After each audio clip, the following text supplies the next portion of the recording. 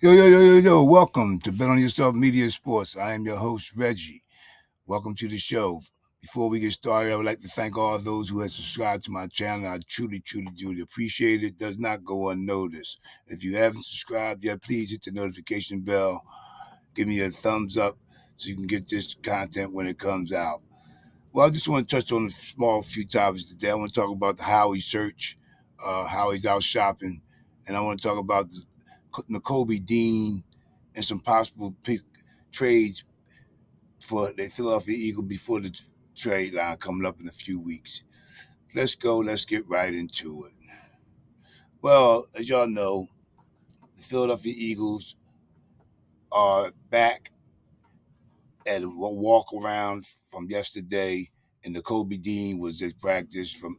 He's back, and they had him here with running around here with linebacker Cunningham. Now, um, my opinion with this is there's no way that the Philadelphia Eagles should give this guy his starting job back. I like N'Kobe Dean a hell of a lot. Don't get me wrong, I like him a hell of a lot. But I don't think there's no way they should have just hand him this job back. What Marvel has been doing since he's been back the last 4 games, this guy's just been playing out of his mind. And why would you mess up something that we have going, the continuity and the chemistry that these guys has built at linebacker? Dean hasn't proven himself yet to us. He doesn't have the reps under his belt. I think you should bring him back and just sprinkle him in. Keep what we have going because it's just gonna mess up things. Uh, and just like I knew was gonna happen, they did the same thing to Z, the wide receiver position.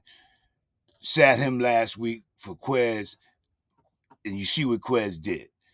Granted, the pass was overthrown to him by Jalen on one situation, but that bubble screen that he should have cut up and scored, got the 2 yards for that first down to keep the drive alive. That's idiotic to me. I mean, come on, put your foot in the ground and turn your nose up and go upfield. 2 yards. The hole was there. Smith and AJ blocking on that side. They had the spot for him to go through. But anyway, I'm going to get back to this Kobe Dean situation. I don't know why the Eagles want to keep this guy out there, just handing him the starting spot back. I don't even think he earned the starting position from the beginning of the season. Number one, uh, it was handed to him because Edwards was gone, so he was next man up. He got the spot. He did perform well at training camp, but he's been injured. He's not available. And the best thing I know about availability is the best thing you have on your side, and he hasn't been available. They cut Morrow because of the fact that Dean was a third-round pick, and I think that was a bad move on their part right there. Also, by doing that, and they see that right now. I can't see them sending Morrow back down to the practice spot. That would be a bad situation. Um, I will hopefully not. I mean, I don't know what Desai and Nick has up their sleeve, far as with Dean's situation, but Morrow and Cunningham has to stay on the field. That's a must in my eyesight. Y'all tell me what y'all think.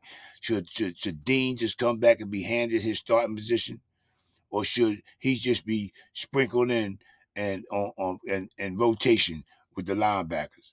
I mean, y'all give me y'all opinion down in the comments down below, because to me, it's a no brainer. Dean cannot come back, should not come back, and get the starting position. Just hand it to him. Morrow earned what he has. Morrow deserves the starting position. Him and Cunningham, he's flying around out on the field, and you got to understand, Morrow's not no slouch. He led the Chicago Bears in tackles last year. He may not be the best in pass cover, but neither one of our linebackers are. But from the beginning of the season to now, what we have and the chemistry that these guys built, is solidified. Dean was out for 4 weeks. 4 weeks. And you gonna come back and just hand him the job back? You gotta make him earn it. You gotta make him earn it. And I don't see nothing about wrong with him sitting back and getting some time in there on rotational wise. But you just flat out can't give this guy the starting job back. I think it's gonna be detrimental to the linebacking core as far as schematic wise. It's just Dean just, I mean, he's a good player. Don't get me wrong. I like the kid. But he got to work his way back in. He got to earn it. You got to earn it. What is it that they want all the Georgia boys there on the team, on the field together? I mean, hey, be realistic about this. How many of them Georgia Bulldog guys you think is actually going to have a full out career here in Philadelphia? I can see Davis, Carter, and possibly Smith be here long term. Those other guys is not going to be around long. You might sneak in and get Eli Ricks might be around because he's young and he's still got more time to grow. But all those Georgia Bulldogs are not going to be on this team long term down the line. So they're not going to stay together. It's not even possible. So, but we got to enjoy what we have right now, and I understand that. But for the most part, it's not looking good for me to see Dean have to come back and start over Morrow. And if they put him back on the practice squad, I'm really gonna be pissed. Then that's really gonna take me for a loop. So, just like Z getting benched for Quez, and Quez makes the airhead play. Come on, I believe we should look to trade Quez Watkins. I mean, I think his time is done. His tender is up here in Philadelphia. But Nick Sirianni talk about he likes him because he can stretch the field. You don't see the things that he could do, and I get that. He can stretch the field for Goddard and AJ and Smith, Smitty underneath and across the middle. He could do that, but so can a Jared Judy. You know what I mean? You can get somebody else, and that's one guy I think that I think the Eagles may have interest in, and Howie not be looking at as far as wide receiver Jared Judy. But I just think Quez Watkins is time here in Philadelphia, in my expectations is slim. It's slim. I think if they can get something for him, do it. Get rid of the guy. And another one I need to think should go, Derek Barnett. And I say that because I think the Philadelphia Eagles should go after this young kid, Bryant Burns from out of North Carolina. This kid, he's 25 years old. He had 4 sacks last year. 4 sacks this year on a losing team. This kid will make a great impact for us. He'll come in and be immediate impact. Him on one side, Reddick is Swift, this edge rushers, and we love edge rushers. We love rushers, and that rotation will just be even better. I think this is one deal that if Howie can get this guy, this is maybe a dark horse, a shot at doing it. But I like this kid Burns a hell of a lot. The kid, he like I said, he does what he does. Even his head coach, Jay Wright, said that he feels bad for the kid. Now, if the coach knows that the kid should be in a better position, then you know that that's saying something. So I think he's a possible trade. I hope we can get him, and I believe that Howie should have his eyes and nose and ears up and looking at that type of prospect for Burns coming into Philadelphia. I would love to see that. And if that's not possible, the next available player would be for me. It would be Chin to solidify that back end because I think this guy he's worth it. He's a young guy. We can sign him long term. But I know Howie's out there going to make some kind of big time move. I felt it. I said it like 3 segments or 4 segments ago. So I know I got nothing but confidence in Howie and what he's going to do and who he's going to bring to the team. It's going to be an impact player for us. I do believe that. So with that being said, if you haven't already, please subscribe to the channel. Help a brother out. Give me the likes, thumbs up, get the notification bell. Excuse me. Dropping stuff here. Hit the notification bell, and so you can get this content when it is released. But yeah, man, it's a lot going on here. And then with Brian Johnson, the offensive coordinator, uh, him with Jalen Hurts, I don't understand his situation too much. I'm kind of still feeling him out with his play calling. He did a lot better last week, but I still think Jalen could tone back on his running. I get it. You don't want to abandon that because that's who Jalen is. And it did help us out big time last week in a couple of situations where Jalen ran for first downs and so forth and got us some good movement. So I know that's a good thing right there with that being done with moving with his leg. So, but his play calling is getting better. Mr. Johnson, his play calling is getting a lot better. I think with the play calling situation last week, the way they ran the offense was okay. There's still room for improvement.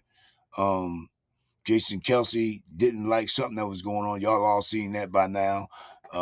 He was on the sidelines having a little conversation with Mr. Stoutland and Coach Nick Sirianni about the adjustments or not being adjustments. So they had to tighten up on that. They left a lot out on the field last week. A lot of people seen the victory, they seen the win, but there was a lot of things that still need to be tweaked with us here in Philadelphia.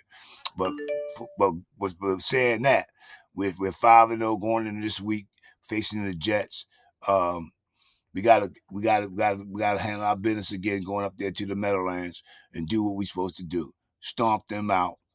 Bring the raid with us, spray them, get rid of them, and just get them out of here. And I'll get ready for the next one, which will be Miami. Going into that game, 6-0 would be great.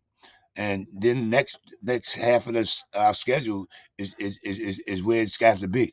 So that's why it's very important that these guys start coming together and gelling. And these coaches, Desai and Johnson, get on their game, plans and up the ante.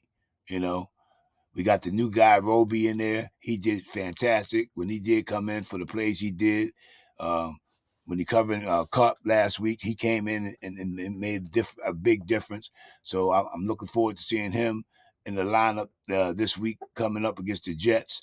So there's a lot of good positive things that I took out of last week's game also. Swift with his running, A.J. Brown, we already know him. This week probably be Smitty, get him more involved. Goddard had his big time week last week, 117 yards on eight catches. So, hey, the love is being spread around. Like Goddard had mentioned in one of his interviews, you got to be patient here. We got a lot of big time players, a lot of good players, and everybody can't get the ball at the same time. It's only one football. We all know it's only one football. So, it's going to be happening. Smitty's going to have his day again coming up here shortly. They don't go long without period of time without leaving guys like him out. You can't. You can't. It's just a matter of fact of how other teams are playing them at that time. But that's all I'm gonna have right here. I did have some more stuff, but I'll bring that on another video. It's been almost 15 minutes with this one, so y'all know who I am. I'm Bet on Yourself Media. My name is Reggie. Subscribe to the channel. Give me a thumbs up, and happy birthday to me coming up. And I just want to thank all those again who subscribed to my channel. I really, really do appreciate it. And I just want to let y'all know it does not go unnoticed. And for that, y'all know what we say around here. Yep. Be safe. Be good. God bless. Keep the main thing, and have an attitude of gratitude. Born strong, you know what we say. Peace. I'm out of here. Until next time, y'all know what to do.